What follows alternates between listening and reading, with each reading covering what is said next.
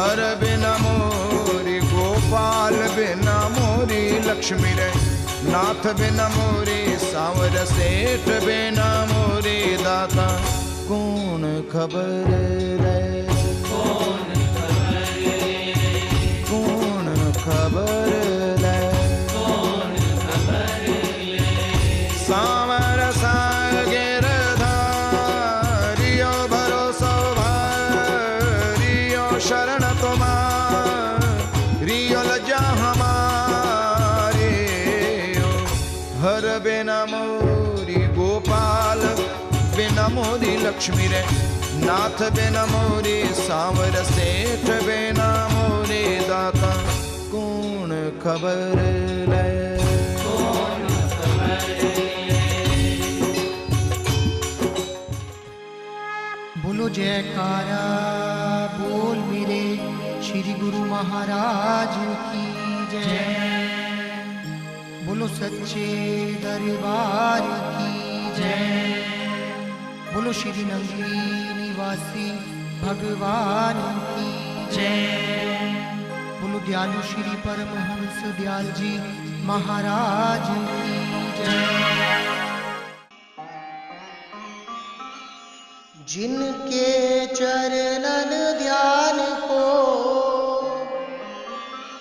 लोचे मुनि जन वृंद,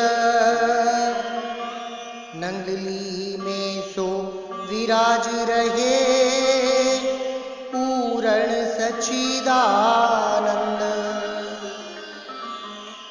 सच्चिदानंद पूर्ण धनी सहज स्वरूपा नंद, महिमा के ही विधि गा सके दासन दास मति मंद, महिमा के ही विधि गा सके दासन दास मति मंद। मेरे गुरुदेव जिनके पावन सानिध्य श्री चरणों में बैठकर गुरु तत्व के अध्ययन का मालिके दो जहां श्री नंगली निवासी भगवान की महिमा सुनने का जानने का सौभाग्य प्राप्त हुआ, और जिनके शुभ आशीर्वाद में इस महान कार्य को निर्विघ्न संपन्न करने की क्षमता प्रदान की, उन प्राणाधार करुणागार दया निधान प्रेम के सागर श्री गुरुदेव स्वामी गुरु शरणानंद जी महाराज के श्री चरणों में कोटि कोटि प्रणाम।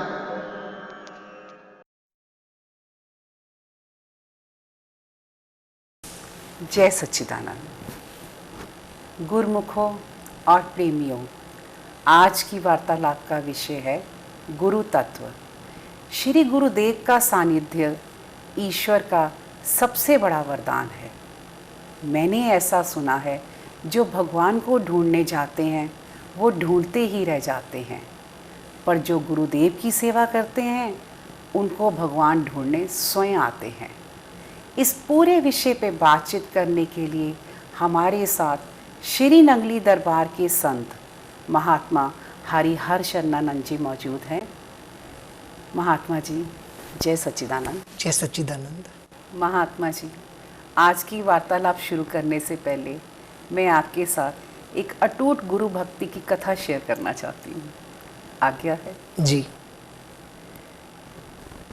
आज सहजो अपनी कुटिया के द्वार पर बैठी है। उसकी गुरु भक्ति से प्रसन्न होकर परमात्मा प्रकट हुए हैं, पर सहजो के अंदर कोई उत्साह नहीं। कहा, सहजो हम स्वयं चल कर आए हैं और तुम्हें हर्ष नहीं? सहजो ने कहा, प्रभु ये तो आपने अत्यंत कृपा की ही है, पर मुझे आपके दर्शनों की कोई कामना नहीं थी। परमात्मा को झटका लगा, ऐसा तेरे पास क्या है जो तू मेरा आतिथ्य स्वीकार नहीं करती? सहजो, मेरे पास मेरा सद्गुरु समर्थ है। मैंने तुम्हें अपने सद्गुरु में पा लिया है। मैं परमात्मा तत्व का दर्शन भी करना चाहती हूँ तो केवल अपने सद्गुरु के रूप में। मुझे आपके दर्शनों की कोई अभिलाषा नहीं है। यदि मैं गुरुदेव को कहती तो वो कभी भी तुम्हें उठाकर मेरी झोली में डाल देते। ये भाव देखकर आज परमात्मा पिघल गया और कहा, सहजो, मुझे अंदर आने के लिए नहीं कहोगी? सहजो कहती है, प्रभु, मेरी कुटिया के भीतर एक ही आसन है और उस पर मेरे सद्गुरु विराजते हैं। क्या आप भूमि पर बैठकर मेरा आतिथ्य स्वीकार करोगे? तुम जहां कहोगी वहां बैठेंगे, भीतर तो आने दो, प्रभु ने कहा। देखा, सचमुच एक ही आसन है। भूमि पर बैठ गया ठाकुर। कहा, सहजो, मैं जहां भी जाता हूं कुछ ना कुछ देता हूं, ऐसा मेरा नियम है, कुछ मांग लो। सहजो कहती है, मेरे जीवन में कोई कामना नहीं है। प्रभु, फिर भी कुछ तो मांग लो। कहा, ठाकुर, तुम मुझे क्या दोगे? तुम तो स्वयं एक दान हो, जिसे मेरा दाता सद्गुरु किसी को जब चाहे दान कर सकता है। अब बताओ, दान बड़ा है या दाता? तुमने तो जन्म मरण रोग भोग में उलझाया, ये तो मेरे सद्गुरु ने कृपा कर छुड़ाया। प्रभु, से जो आज मेरी मर्यादा रख ले, कुछ सेवा ही दे दे। कहा, प्रभु, एक सेवा है। मेरे सद्गुरु आने वाले हैं, जब मैं उन्हें भोजन कराऊं तो क्या तुम उनके पीछे खड़े होकर चमर डुला सकते हो? कथा कहती है, प्रभु ने सहजो गुरु के चरण दास पर चमर डुलाया। ये थी सहजो की अटूट गुरु भक्ति। आपने बहुत सुंदर ये कथा सुनाई और ये व्हाट्सएप के थ्रू मेरे पास आई थी जब, तो उसके बाद मैंने इसको निरंतर बार बार पढ़ा। तो मैं कथा इतनी सुंदर है महात्मा जी, इतना सुनने से ही आपकी भक्ति अटूट हो जाती है जी। तो मैंने बार बार उसको पढ़ के यही चेक किया कि हम गुरु भक्ति में कहाँ खड़े हैं। कि श्री गुरु महिमा बोलती है कि यही विधि गुरु की शरण होए और करे निरंतर सेव, गुरु समझाने और नहीं त्रिभुवन में कोई देव। कि श्री सद्गुरु देव जी भगवान के सिवा शिष्य के लिए संसार में कोई देवता नहीं है कि जो उनकी बराबरी में वो उनको खड़ा कर दे। तो आज हम अपनी अगर बात करें तो मुझे ऐसा लगता है कि अगर परमात्मा हमारे द्वार पर आ जाए तो हम सोचेंगे कि गुरुदेव तो अभी नहीं है, आसन खाली है, इनको इसी पर बिठा देते हैं कि जब वो आएंगे तब देखी जाएगी कि परमात्मा स्वयं आया है, कहीं मुझे श्रापित ना कर दे, कहीं मुझे बकरी ना बना दे। पर भक्ति जो है वो भय से ऊपर है कि भक्त के मन में किसी प्रकार का भय नहीं है। सहजों के मन में कोई भय नहीं है कि परमात्मा मुझे क्या कर देंगे या मेरे साथ में क्या हो जाएगा। उसको एक ही लगन है कि अगर मैं परमात्मा तत्व का दर्शन भी अगर करना चाहती हूँ तो अपने सद्गुरु के रूप में। ये एक्चुअल में गुरु भक्ति है, अटूट विश्वास है। अटूट विश्वास है। जैसे आपने शुरुआत में बहुत सुंदर लाइन बोली कि जो भगवान को ढूंढने निकलते हैं प्रभु उनको नहीं मिलते, और जो गुरुदेव की सेवा करते हैं परमात्मा उनको ढूंढते हैं। इसका बहुत सुंदर उदाहरण शबरी, कि जिन संतों के द्वारा प्रभु शबरी का पता लगा रहे हैं कि सब संत बोल रही हैं मेरे आश्रम में आ जाओ श्री राम, मेरे आश्रम में आ जाओ, पर परमात्मा उनके आश्रम में नहीं जा रहे और पूछ रहे हैं भिलनी कहाँ मिलेगी, शबरी कहाँ मिलेगी। शबरी ने कोई तप नहीं किया, सिर्फ गुरु की आज्ञा में रहकर प्रभु का इंतजार किया, और जो गुरु की आज्ञा में रहता है परमात्मा उसका जूठा भी ग्रहण करते हैं खुशी खुशी, और स्वयं चल के आते हैं, स्वयं चलकर आते हैं। उस भक्त का पता भगवान पूछ रहे हैं। सिर्फ आपको अपने गुरु पे अटूट विश्वास होना चाहिए। अटूट विश्वास होना चाहिए कि मेरे गुरु के समान तो तीनों लोकों में कोई देवता है ही नहीं। और ये बात सच्ची है और ये हमारा अनुभव भी है कि जब हम अपने रहबर की शरण में आए तो इसी खोज में थे कि भगवान मिलेगा। तो जब उनकी चरण शरण में रहना शुरू किया, वो जैसे जैसे प्रेम देते गए और आत्मा को उनका प्रेम मिलता गया, तो भूल ही गया कि इनके सिवा भी कोई परमात्मा है या कोई खोज अभी बाकी है। तो ये बहुत सुंदर जो ये कथा है, ये सच में हर आत्मा का अनुभव यहाँ तक पहुँचता है, क्योंकि हम सब इस भक्ति की यात्रा कर रहे हैं और एक समय आने पर जो सहजों का अनुभव है वो हमारा अनुभव भी बन जाएगा। महात्मा जी, मैं आपसे ये प्रश्न पूछना चाहती हूँ, जब हम श्री गुरु दरबार में चरणों में दंडवत प्रणाम करते हैं तो वहाँ हुक्मनामा सुनाया जाता है। श्री गुरु महाराज जी का हुक्म है, गुरुमुखो उठो। इसका सही मायने में क्या अर्थ है? बहुत सुंदर आपने प्रश्न किया है कि जब हम श्री गुरु महाराज जी के समक्ष दंडवत प्रणाम करते हैं तो हुक्मनामे की आवाज़ आती है कि श्री गुरु महाराज जी का हुक्म है, गुरुमुखो उठो।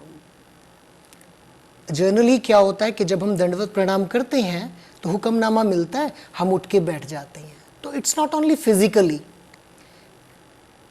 दंडवत करना साइन है कि सब कुछ श्री चरणों में समर्पित, पूर्ण समर्पण, कि मैं अपने मन बुद्धि चित्त के साथ में गुरुदेव आपके चरणों में आ गया। तो हम क्या करते हैं, हम उठ के बैठ जाते हैं, बोलते हैं कि श्री आज्ञा का पालन कर दिया, पर ऐसा नहीं है।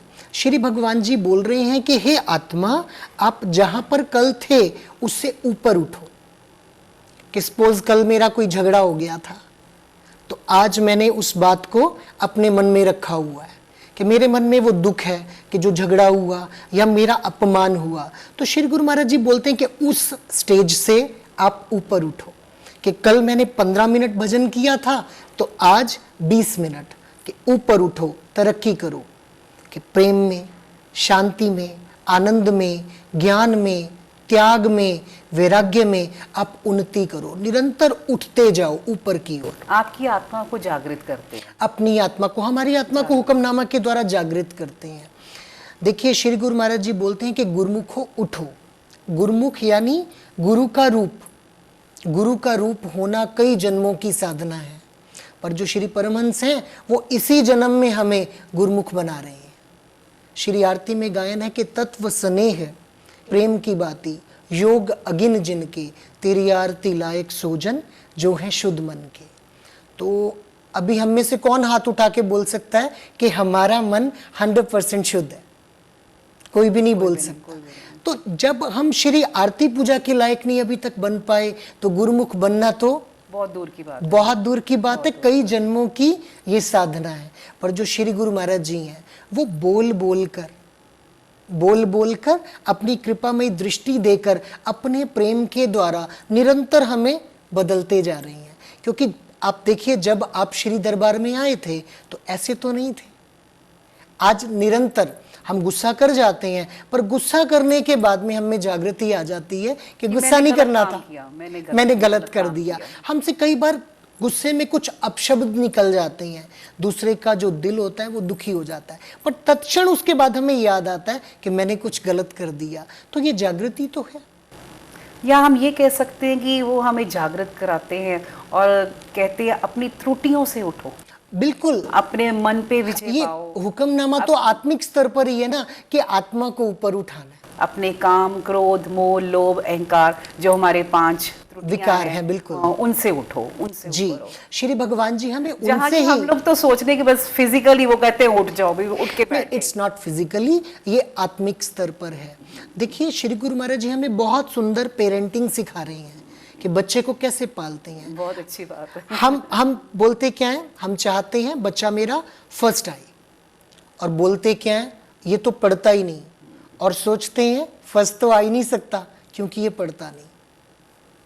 तो श्री गुरु महाराज जी हमें सिखा रहे हैं कि जो चाहते हो वो बोलना शुरू कर दो, जो चाहते हो वो सोचना शुरू कर दो। अगर आप ऐसा शुरू कर देंगे तो जो काम आप चाहते हो वो होना शुरू हो जाएगा। कि हम ऐसे नहीं थे, बहुत बड़ी बड़ी कमियों के साथ में उनकी चरण शरण में हम आए थे, और निरंतर उनके प्रेम को पाकर, उनकी कृपा दृष्टि को पाकर, उनकी पालना को पाकर निरंतर हम ऊपर की ओर उठते जा रहे हैं। तो इट्स नॉट फिजिकली, आत्मिक स्तर पर आत्मिक स्तर। कि हमने इसको सिर्फ फिजिकली ले लिया है कि हुक्मनामा हुआ, हम उठ के बैठ गए तो कर दिया श्री आज्ञा का पालन। नहीं, श्री परमहंस हमें और कुछ कह रही हैं, हमें और ज्यादा ध्यान देने की जरूरत है, आत्मा को जागृत आत्मा को जागृत करने की जरूरत है।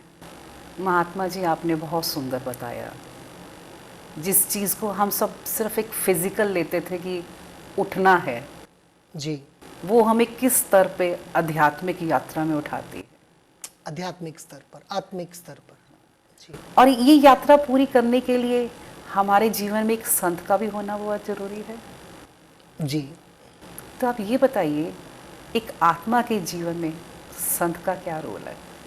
आपने बहुत सुंदर प्रश्न किया है कि एक आत्मा के जीवन में संत का क्या रोल है। एक बहुत सुंदर लाइन मैंने कहीं पढ़ी थी कि संत है तो बसंत है, और यदि संत नहीं तो जीवन का बस अंत है। कि यदि आपके जीवन में कोई संत आत्मा आ जाती है तो आपका जीवन बसंत बन जाता है, और यदि आपके जीवन में संत नहीं है तो आपके जीवन का बस अंत है। क्योंकि आत्मा ने जीने के लिए सिर्फ सोच रखा है कि मैं कुछ भौतिक साधन जुटा लूं और अपने जीवन को पार कर लूं। संत के बिना एक आत्मा के जीवन में जागृति नहीं आती। कि श्री रामचरितमानस में गोस्वामी तुलसीदास जी लिखते हैं कि अब मोहि भा भरोस हनुमंता, बिन हरि कृपा मिले नहीं संता। कि जब परमात्मा अत्यंत कृपा करते हैं जीव पर, जब दया करते हैं तो भौतिक साधन देते हैं, बोलते जब कृपा करते हैं जीव पर तो उसके जीवन में एक संत आत्मा को लाकर खड़ा कर देते हैं। परमात्मा की कृपा के बिना संत नहीं मिलते, और संत की कृपा के बिना परमात्मा नहीं मिलते।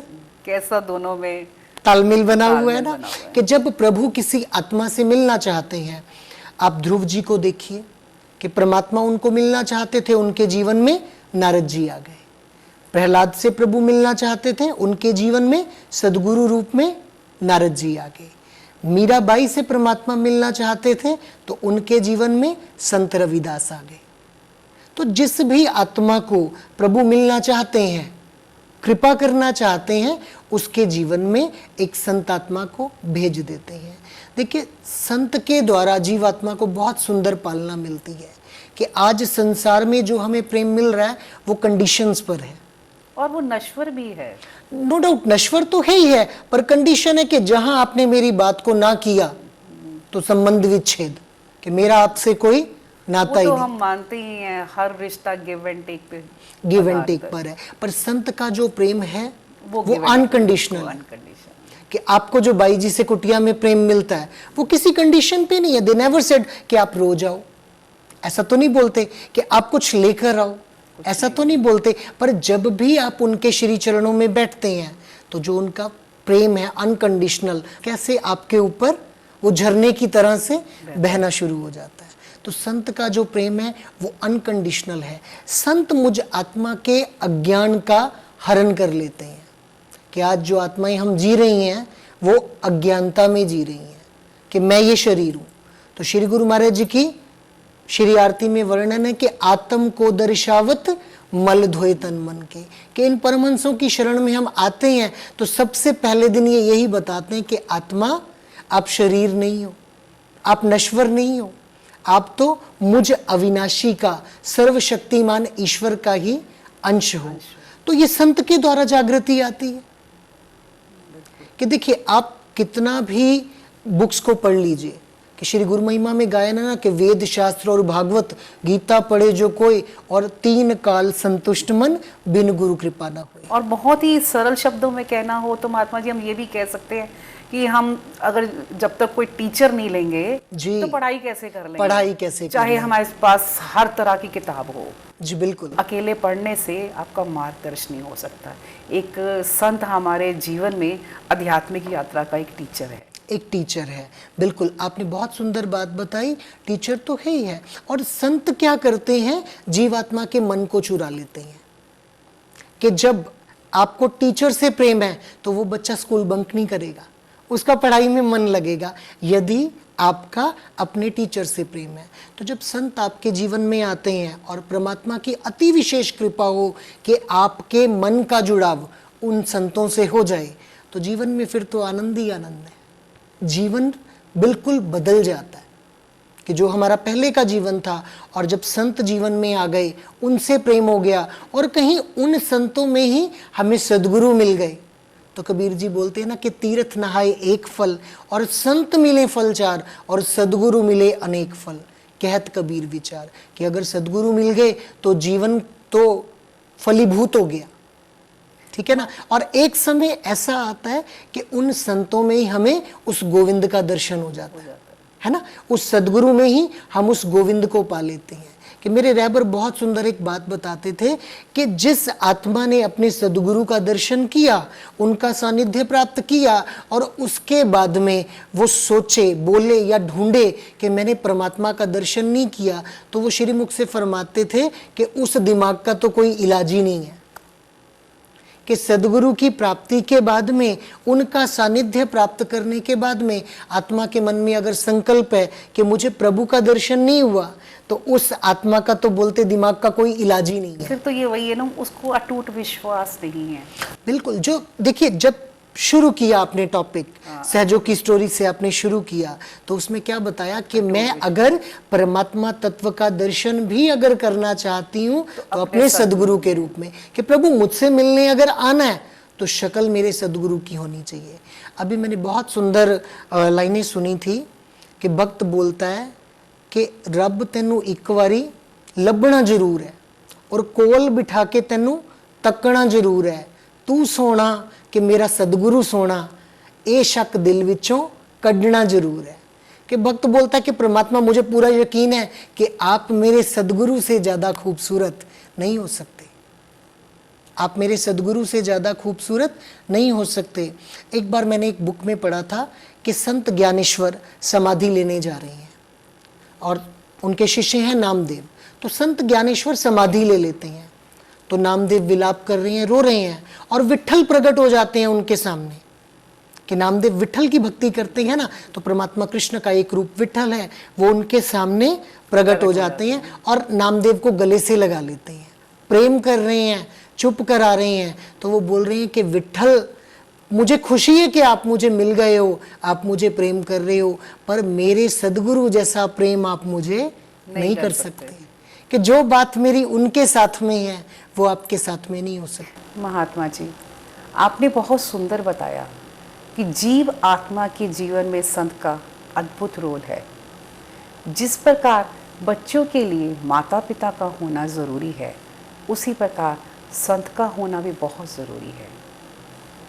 एक प्रश्न जो फ़ोन कॉल से आया है, वे पूछना चाहते हैं कि हमारा पूरा परिवार एक आध्यात्मिक संस्था से दीक्षित है, पर मैं किसी और संत से दीक्षा लेना चाहता हूँ, क्या मैं ले सकता हूँ? इस विषय में महात्मा जी आपका क्या कहना है? अभी जिस तरह से वो भगत जी ने प्रश्न किया है कि उनका पूरा परिवार एक आध्यात्मिक संस्था से दीक्षित है और वो किसी और संत से दीक्षा लेना चाहते हैं। देखिए, हर आत्मा का जो अनुभव है वो अपना अपना है। तो मैं अपने अनुभव के अनुसार अगर आपको बताऊं तो मेरे हिसाब से तो ले सकते हैं, क्योंकि ऐसा कोई नियम नहीं है कि जिस स्कूल में आपके पापा जाते थे आपको भी उसी स्कूल में जाना है। ऐसा तो कोई नियम नहीं है ना। बिकॉज ऑफ टाइम के मुताबिक स्कूल बदल चुके हैं। तो आप मतलब संत के पास जाना, इट मीन्स रजिस्ट्रेशन करवाना स्कूल में, क्योंकि ये भी तो एक पढ़ाई है आध्यात्मिकता की। तो इतना सही तो काम करना है कि संतों के पास में जाके पढ़ाई तो करनी है। तो मेरे हिसाब से ले सकते हैं, पर उससे पहले आपको चेक करना पड़ेगा क्या सच में आप उन संतों से प्रेम करते हैं, क्या अपनी मन बुद्धि का समर्पण आप उनको कर पाएंगे। क्योंकि जब आप किसी आत्मा से प्रेम करते हैं तो उनकी सब बातें मानना आपको आसान लगता है। जिससे प्रेम हो, जिससे प्रेम हो, उनकी आज्ञा का पालन करने में आपको अच्छा लगता है, आपका मन ही उसकी हर बात करने को एक्सेप्टेंस हो जाती है ना, तो प्रेम के द्वारा। तो ये देखना पड़ेगा। दीक्षा तो ले सकते हैं, वो तो कोई ऐसा ज़रूरी, ऐसा कोई नियम नहीं है कि जिनसे मेरे माता पिता दीक्षित थे मैं उन्हीं से दीक्षा लूँ, ऐसा कोई नियम नहीं है। पर हाँ, आप दीक्षा ले सकते हैं, पर उससे पहले चेक करना पड़ेगा। कई बार क्या होता है, मात्र आकर्षण, कई बार क्या होता है कि कोई कथा करने आपकी सिटी में आए हैं और आप कथा से आकर्षित हो गए। कथा में तो आकर्षण है ही, क्योंकि कथा किसकी हो रही है, परमात्मा की। तो परमात्मा की तो हर बात में आकर्षण है।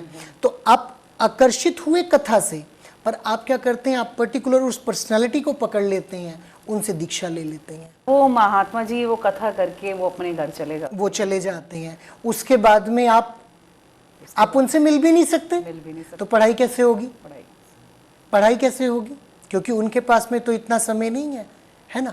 तो फिर ऐसे में दीक्षा लेना वो आधा अधूरा काम हो जाता है। अगर अट्रैक्शन के थ्रू लिया तो वो बात नहीं बनती। हाँ, अगर आपको उनसे प्रेम है, आपका विश्वास है उनके प्रति, आप मिलिए, उनको जानिए, कुछ समय आप उनसे मिलते जाइए, और 1-2 साल के बाद में जब आपको लगता है कि आपका उनके प्रति प्रेम बन चुका है, विश्वास बन चुका है, तो फिर आप दीक्षा ले सकते हैं। कई बार क्या होता है कि दीक्षित आत्मा का प्रेम किसी और संत से हो जाता है। कई बार ऐसा भी, बहुत से लोगों ने मुझसे पूछा कि मैं दीक्षित तो किसी और से हूँ, पर अब मैं प्रेम किसी और से करता हूँ।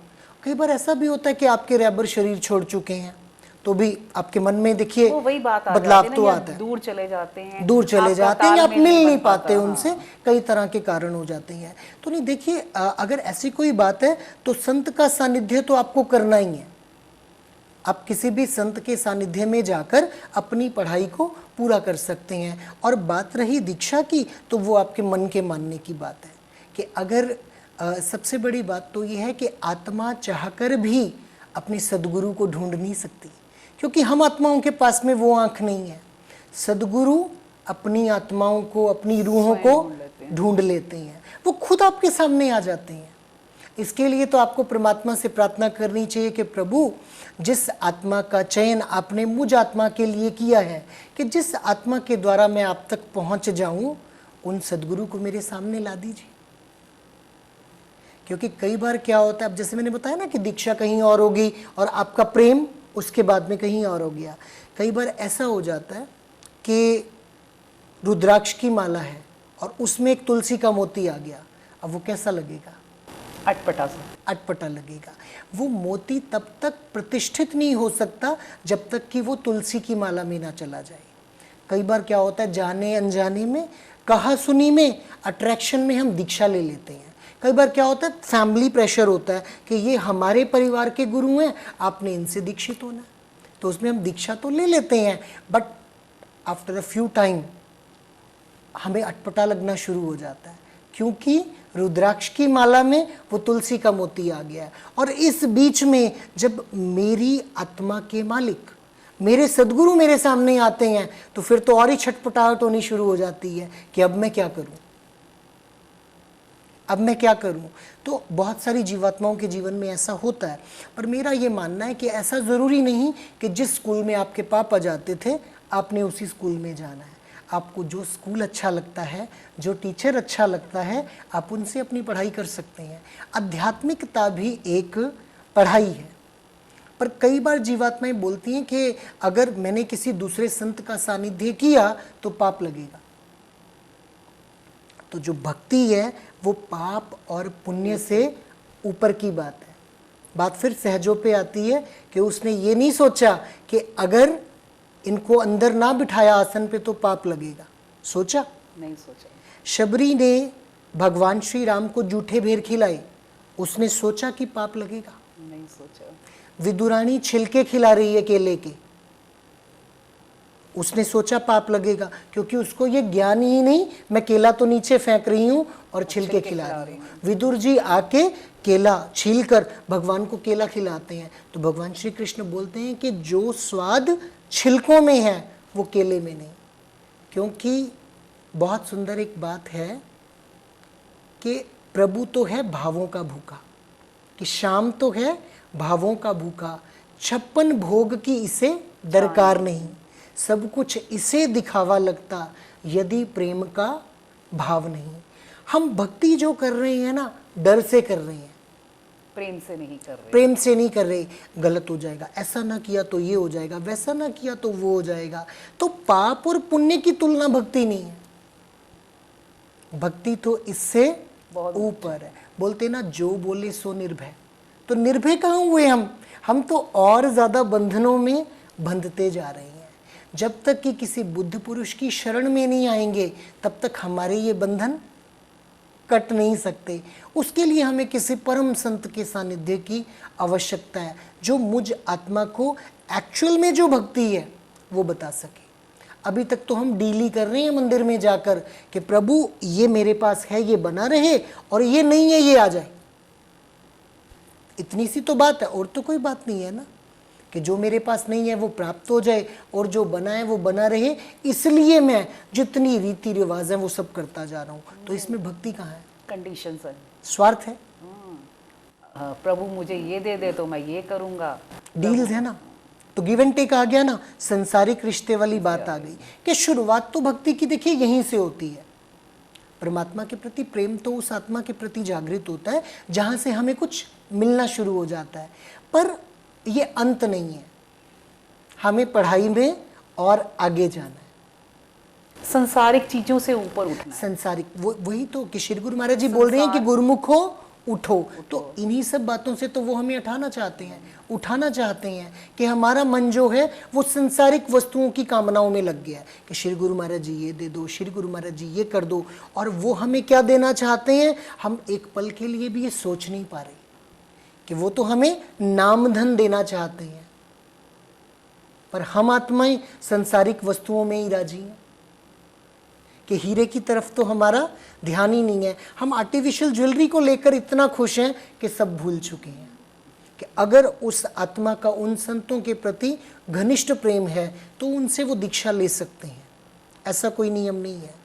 और हाँ, दीक्षित होने के बाद भी ऐसा मेरा अपना मानना है कि अगर आपको प्रेम किसी और संत से हो जाता है और उनकी आज्ञा का पालन करने में आपको आनंद आ रहा है और आपको लगता है कि इनकी चरण शरण में रहकर आप अपनी आध्यात्मिकता की पढ़ाई को और अच्छे तरीके से कर सकते हैं, तो कोई बड़ी बात नहीं है। जैसे ट्यूशन चेंज करने पे पाप नहीं लगता ना। आपने अपने बच्चे को ट्यूशन में डाल दिया, बच्चा 1 दिन जाता है, 2 दिन जाता है और वो बोलता है कि मम्मा टीचर से मेरा ट्यूनिंग नहीं हो रहा, मुझे समझ नहीं आ रहा। आप क्या करते हो? ट्यूशन बदल लेते हैं। पाप लगता है? पाप तो नहीं लगता। तब क्यों ट्यूशन चेंज करते हैं कि अगर टीचर ना बदला तो इसका सारा साल खराब हो जाएगा और पढ़ाई अच्छी तरह से फेल हो जाएगा, परसेंटेज अच्छा नहीं आएगा। तो ट्यूशन चेंज किया कि साल ना बर्बाद हो जाए, तो ये तो जन्म ही बर्बाद हो जाएगा। अगर मुझे सदगुरु ना मिले, अगर मेरी आध्यात्मिकता की पढ़ाई आश्रय ना मिला, सानिध्य ना मिला, तो मेरा तो पूरा जन्म ही बर्बाद हो जाएगा। तो इसलिए जो मेरी एक अपनी पर्सनल सोच है कि मैं ऐसा सोचता हूँ कि आपको आध्यात्मिकता की पढ़ाई के लिए श्री नंगली निवासी भगवान के जीवन में भी ऐसे 1-2 भक्त आए जो ऑलरेडी दीक्षित थे। तो बाद में जब उन्होंने बोला कि भगवान जी मेरी आध्यात्मिक तरक्की करवा दो, तो वो हंस के बोलते हैं कि आपको मुझे गुरु मानना पड़ेगा, कि आध्यात्मिक तरक्की तो मैं आपकी करवा दूंगा, पर आपको दीक्षित होना पड़ेगा, मुझे गुरु मानना पड़ेगा। तो इसमें कोई बड़ी बात नहीं है। और भक्ति का दूसरा नाम आनंद है। भक्ति का दूसरा नाम, भक्ति करते करते आपको आनंद की प्राप्ति होती है। भक्ति करते करते आपको आनंद की प्राप्ति होती है। और यदि आनंद की प्राप्ति नहीं हो रही, इट मीन्स के भक्ति शुरू आपकी पूरी नहीं हुई, शुरू ही नहीं हुई। मतलब पूरी होना तो बहुत दूर की बात है, बहुत दूर की बात है पूरी होना तो, कि अभी तो भक्ति शुरू नहीं हुई। कहीं तो कुछ गड़बड़ है, कहीं तो कुछ गड़बड़ है, क्योंकि मैं डर से चल रहा हूँ, डर से चल। मैं प्रेम से नहीं चल रहा। और ये भी कह सकते हो क्योंकि मुझे ज्ञान नहीं। अब ज्ञान तो संत के द्वारा आएगा, हाँ, ज्ञान तो सदगुरु के द्वारा आएगा। कि जब तक देखिए हम आत्माओं ने अपने मन में बहुत सारा ज्ञान इकट्ठा करके रखा है। तो भक्त आनंद जी लिखते हैं कि आपकी महिमा क्या कोई गावे, जन की बुद्धि पार ना पावे, पर मन चित्त से शरणी जो आवे, उसी को होवे सदा आनंद। आपने आनंद की बात की ना, कि आनंद जी ने लिख दिया छंद स्तुति में कि जो आत्मा, आपकी महिमा का तो कोई गायन नहीं कर सकता क्योंकि आपकी महिमा अति अगम, ठीक है ना, कि आपकी महिमा क्या कोई गावे, जन की बुद्धि पार ना पावे, कि हम आत्माओं की बुद्धि सदगुरुदेव भगवान आपकी महिमा का पार नहीं पा सकती। पर हाँ, एक चीज कृपा कर सकती है कि पर मन चित्त से शरणी जो आवे, कि जो मन से, और भक्तानंद बोलते सिर्फ मन से बात नहीं बनेगी, मन का भी एक अंतर्मन, जो पूरा समर्पण करे, पूरा जो समर्पण, पूरा बोलते ना समर्पण। कि मैं आपको प्रेम करता हूँ दिल और की पूरा गहराई समर्पण से, उसी के आगे हो सकता है जिससे आप प्रेम करते जिससे हैं। प्रेम करते हैं। तो उन्होंने और बोला कि प्रेम पर उससे मन, होता है जिससे आनंद आता है। कैसे जुड़ता है ये सारा सिलसिला जुड़ा हुआ है कि वो बोलते हैं कि पर मन चित्त से शरणी जो आवे उसी को होवे सदा आनंद, कि जो मन बुद्धि चित्त के साथ में आपके श्री चरणों में आ गया फिर उसका जीवन आनंद से सदा आनंद। मतलब वो आनंद का मतलब ये नहीं अभी आनंद हुआ अभी खत्म हो गया, खुशी होती है क्षणिक, आनंद होता है परमानेंट, परमानेंट।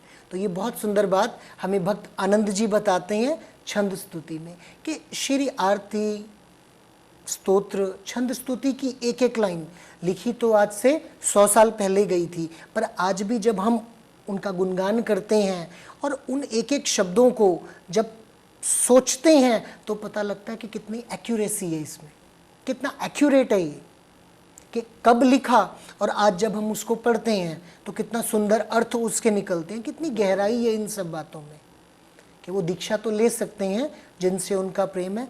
इसमें मुझे नहीं लगता कि ऐसी कोई प्रॉब्लम वाली बात है। महात्मा जी, मैं आशा करती हूँ कि बहुत से भक्तों को उनके प्रश्नों का उत्तर मिल गया होगा, क्योंकि ये सब बातें जनरली घटित होती रहती है। अब ये बताएं कि सद्गुरु की शरण में आने के बाद क्या जीव आत्मा का दुखों से छुटकारा हो जाता है? जिस प्रकार आपने प्रश्न किया है, क्या जीव आत्मा का सद्गुरु की शरण में आने के बाद दुखों से छुटकारा हो जाता है?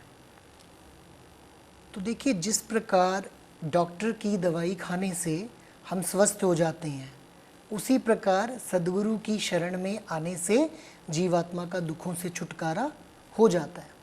पर अकेले डॉक्टर की दवाई नहीं असर करती, प्रिकॉशंस भी साथ में लेने पड़ते हैं।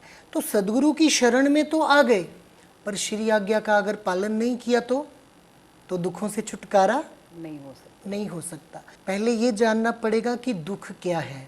दुख मुझ आत्मा का ही अज्ञान है, कि मैंने अपने आप को देह मान लिया, कि देह का दुख, देह से जुड़े संबंधों का दुख और देह से जुड़ी वस्तुओं का दुख, यही तो दुख है। और बोलते कि सद्गुरु की शरण में आने के बाद जीव आत्मा के जीवन में सहज रूप से एक आनंद प्रकट होता है, और वो आनंद जीव आत्मा के सभी दुखों का नाश करने में सक्षम है।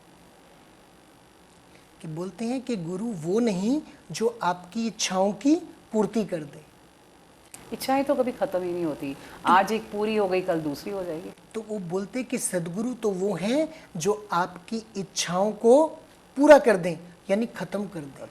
बोलते ना कि दर पर भले बुरे सब आवे, इच्छा पूर्ण होकर जावे। कि उसका मतलब ये नहीं कि इच्छाओं की पूर्ति होनी शुरू हो जाती है, कहते कि जो भी आते हैं उनकी इच्छाओं को श्री सद्गुरुदेव भगवान खत्म कर देते हैं, इच्छाओं का नाश हो जाता है। जब इच्छाएं खत्म हो जाती हैं तो भक्ति वहां से शुरू होती है। इच्छाओं का जब नाश होना शुरू हो जाता है तो भक्ति की शुरुआत होनी शुरू हो जाती है, बिकॉज ऑफ कंडीशंस खत्म हो जाती हैं। तो भक्ति कंडीशंस पर नहीं होती, आश्रित नहीं है, निर्भर नहीं है। भक्ति तो बोलते परमात्मा स्वतंत्र है। और एक तरफ हमने कह दिया भक्ति आनंद का दूसरा रूप है जी। और जब आनंद ही हमारे जीवन में आ गया तो दुख तो रहेगा ही, दुख तो रहेगा ही नहीं। तो देखिए, एक बात ये भी आती है ना कि भक्ति स्वतंत्र है, परमात्मा स्वतंत्र है, भक्त स्वतंत्र है, और इच्छाएं जीवात्मा को स्वतंत्र रहने नहीं देती। तो गुरु महाराज जी इच्छाओं की पूरी कर देते हैं, सब इच्छाएं खत्म कर देते हैं, तो खत्म कर देते हैं, इच्छाएं खत्म कर देते हैं। तो फिर दुख कहाँ रहेगा कि आज मैं आपसे एक्सपेक्ट करूं कि आप ये कर दो, आप नहीं करोगे तो मैं दुखी हूं। और जब मेरी कोई इच्छा ही नहीं आपके प्रति तो फिर दुख कहाँ पर है। बोलते कि सदगुरु की शरण में आने के बाद गुरु कृपा का अर्थ है कि आपके जीवन में ऐसा नहीं कि दुख नहीं आएगा, दुख तो आएगा, पर उस दुख में भी आप दुखी नहीं होंगे। ये गुरु कृपा है, ये सदगुरु के सानिध्य का फल है कि उन क्षणों में आप दुखी नहीं होंगे और वो दुख का समय कब आपके जीवन से निकल जाएगा आपको पता भी नहीं चलेगा। बोलते कि जो पहाड़ गिरना है दुखों का वो तो आप पर गिरेगा, उसमें कोई शक नहीं है, क्योंकि सदगुरुदेव भगवान ने हमारे जो कर्म फल हैं उनका भी तो भुगतान करवाना है ना। तो बोलते कि दुखों का जो पहाड़ आप पर गिरना है वो तो गिरेगा, पर कौन सा, पत्थर वाला नहीं, रूई का। कि रूई का पहाड़ आपका क्या बिगाड़ लेगा, कि सदगुरु की शरण में आने के बाद में आपकी आत्मिक शक्ति इतनी बढ़ जाएगी कि दुखों का आपको अनुभव ही नहीं होगा। बेसिकली वो जब बातें जो है ना आपके अंतर मन में घर नहीं कर पाएंगी।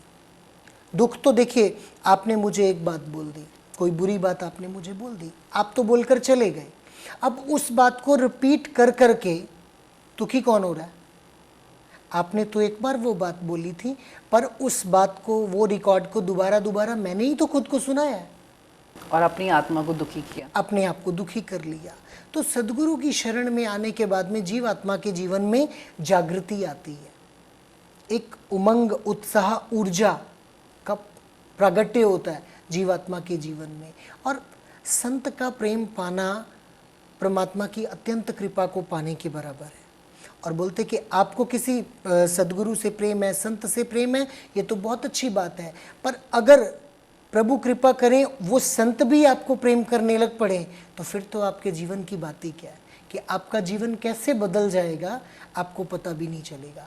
और दुखों से छुटकारा तो निश्चित ही है, कि दुख तो जीवन में आते जाते रहेंगे, पर जब आपको उनका अनुभव ही नहीं हो रहा तो फिर तो खुद में ही छुटकारा हो गया ना, कि मैंने उनका अनुभव करना ही बंद कर दिया। क्योंकि जिस मन ने अनुभव करना था वो तो सदगुरु में लग गया, वो तो उनके श्री चरणों में लग गया, तो सुख दुख मेरे ही तो अनुभव करने पर है। जब मैं उसका अनुभव ही नहीं कर रहा दुख का, तो फिर वो मेरा क्या बिगाड़ लेगा? दुख सहने की शक्ति आ जाती, शक्ति बढ़ जाती। आत्मा की शक्ति सदगुरु की शरण में रहने से निरंतर बढ़ती जाती है, निरंतर बढ़ती जाती है। क्योंकि जैसे जैसे आत्मा गुरुदेव की शरण में आके नाम का जाप करती है और उनकी श्री आज्ञा में अपने जीवन को व्यतीत करती है, तो वो आत्मा बलवान होती जाती है। सांसारिक दुख छोटे लगने शुरू, सांसारिक सुख भी छोटे लगने लगते हैं, सुख भी छोटे लगने, दुख की तो बात ही क्या है। आपको जिस भौतिक वस्तुओं से संसार सुख प्राप्त करता है, गुरुमुखों को वो क्षणिक लगते हैं, उनमें कोई आनंद नहीं। उनका आनंद तो गुरु घर की सेवा करने से जुड़ा है, उनका आनंद तो श्री सदगुरुदेव जी भगवान के गुण गायन करने से जुड़ा है, उनका आनंद संसार से नहीं जुड़ा। भक्तों का आनंद तो अपने भगवान से जुड़ा हुआ है। तो जिस आत्मा के जीवन में आनंद आ जाता है तो उस आत्मा के जीवन में दुखों का कोई काम नहीं है। तो सदगुरु की शरण में आने से निश्चित रूप से ही आत्मा का दुखों से छुटकारा हो जाता है। गुरुमुखों और प्रेमियों, आज हमने सही मायने में ये जाना कि किस प्रकार अपने गुरुदेव में अटूट विश्वास रखने से परमात्मा की प्राप्ति होती है। और महात्मा जी, मुझे ऐसा लगता है कि आज की हमारी आध्यात्मिक चर्चा के साथ बहुत से लोगों को अपने प्रश्नों का उत्तर मिला होगा जी। और आज की चर्चा को यहाँ ही विराम देते हुए अगली बार फिर नए जिज्ञासुओं के नए प्रश्नों के साथ आपसे मुलाकात करेंगे। जय सच्चिदानंद। जय सच्चिदानंद। गुरु गोविंद दोनों खड़े, किसके लागू पाए, बलिहारी सदगुरु आपने, जिन गोविंद दियो मिलाए। बलिहारी सदगुरु आपने, जिन गोविंद दियो मिलाए।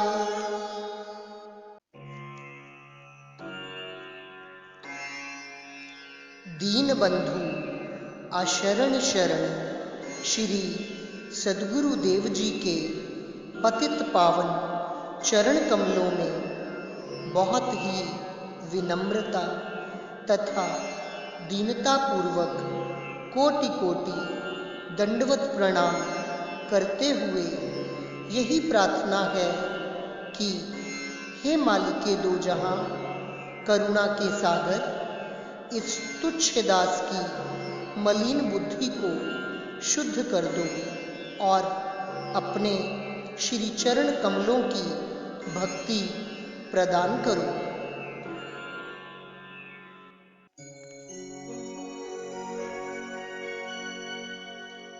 इतनी शक्ति दो मुझे, करूं तेरा गुणगान, गुण गाते गाते हो प्रभु इस जीवन की शाम। गुण गाते गाते हो प्रभु इस जीवन की शाम।